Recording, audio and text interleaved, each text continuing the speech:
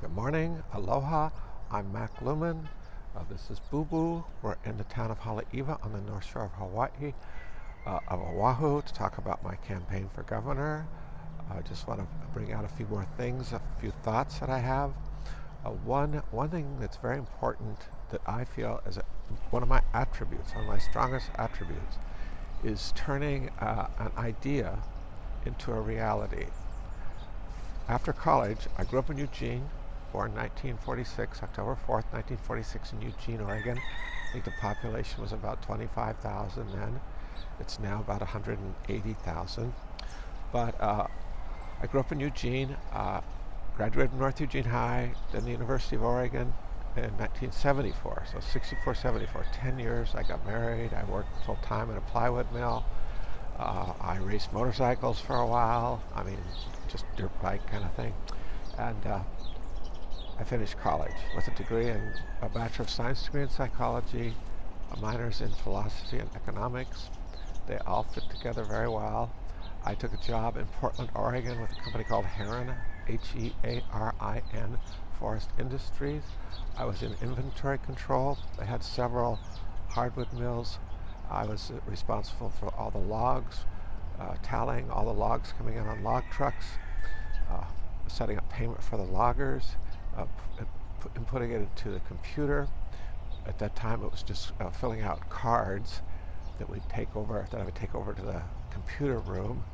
Computer the size of maybe 10, 15 feet long, 12 feet long, was a fraction of what our cell phones will do today. But they would run those sheets, and on a monthly basis, we'd get readouts, and I'd keep track of all the logs that we purchased. I would go monthly to the mills. We had 7 mills, 3 primary mills that we worked with, and 2 that we owned. And I would tally the logs at each mill, the big log decks, just estimate. I would keep track of, I would check the sawdust and the chips, the bark, and the green lumber going into the mill, the lumber in the dry kilns, the lumber that was surfaced, packaged, and ready to ship. So my job was to keep track of everything going into the mill and going out of the mill. After 8-9 months, it was in 1974, the economy was in a real downturn, and we were forced to sell a couple of mills. We consolidated. I was given an option to go back, work in the mill in Eugene, the dry kilns in Eugene, or go into sales. If I went into sales, I would only have 1 month to prove myself, and this was in a very down market, so that was not easy. In sales, it was a trading floor with maybe 10, 12 salesmen, seasoned sales guys, and no women at that time. But I went into that office, that trading floor, had to sit in the middle of all those guys not knowing anything, and be on the telephone and trying to sell truckloads and rail cars of plywood and lumber. I did sell a truckload after about 20, 25 days to a person in Jerome, Idaho, and it was a mixed truckload of AC and BC and siding and sheathing. It was a big moment for me, and I had other people on the phone. At the time, you could pick up a phone and get on the same line, so I had two of the owners on the phones giving me signals, telling me to say this and not say that. It was kind of crazy, but anyway, I closed the deal. That was the beginning of my sales, and I continued, became a top salesman, started my own company with another person who had formerly worked there. We stayed friends. He was with another company. We started a company called Ridgewood Forest Products. Then we started a Sacramento branch. We grew pretty fast. We did very well. But it didn't work out. I left there after 3 or 4 years, did my own thing, and went into exporting. I exported for a few years to Europe, was my territory, Western Europe. Then I imported from China. After that, I imported from South America with another company. So that was basically my professional experience. Every morning, when you get up, when you do the kind of work that I did, you don't have a guarantee. There's no salary at the end of the month. There's no money being earned. From the moment you wake up, you have to think how you're going to make money. And you have to create that every day. And after a while, it becomes, I don't want to say easy, but it's like an addiction. To think about working for wages is like a tormenting thought. I couldn't do it. I need that creativity aspect. I need it forced on me. When you get up and you have nothing, and you have to create something, it's a challenge every day of your life. I've invented things. I have a lot of things that, not patented things, but I invent things, and I've written a couple of comic books. I started Tai Chi in 1980. I was a totally dedicated Tai Chi student. Go to tournaments. I made films with my teacher, and then that was 1980. 1990, I came to Honolulu, studied Qigong with Dr. Lily Su, who had an acupuncture college and clinic in Pucks Alley on University at King, and we became very close over the years. I stay at her temple in Aina whenever I come here, sometimes for 3 months at a time. The first time was for 6 months. And then in 1990, while I was living at the temple, I studied, I got into yoga with a person named Bharat Das at Kapilani Park every night.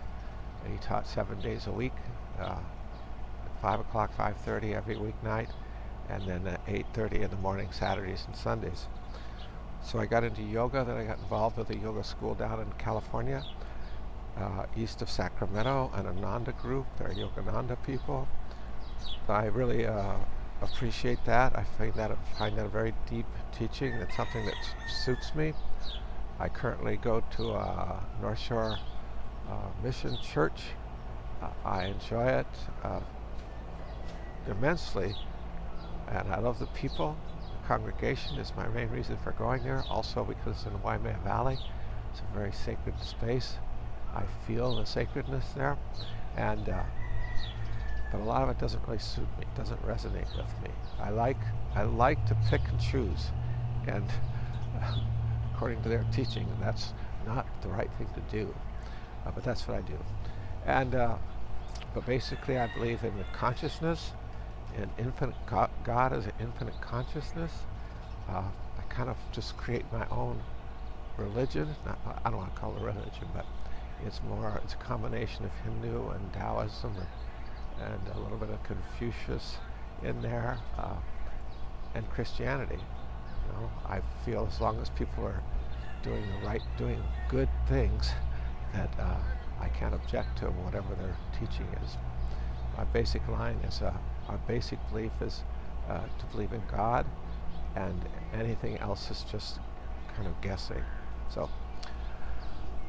okay, so when I got into Tai Chi, I started losing interest in making money. I was making a lot of money for the time, and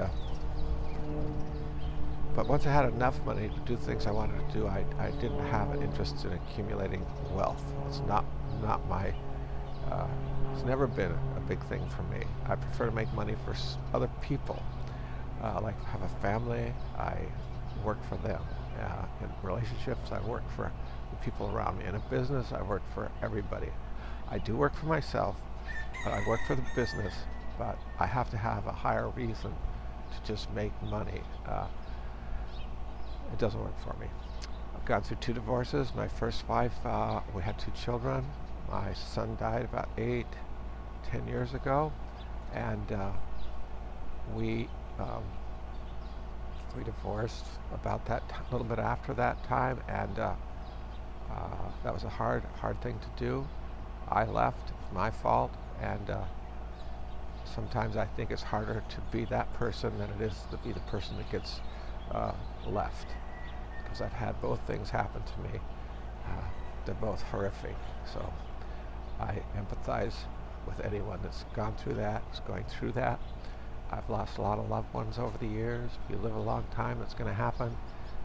I've suffered through many situations, but the one thing I can say that I feel that I'm qualified to do this job is that I find a way to make things happen.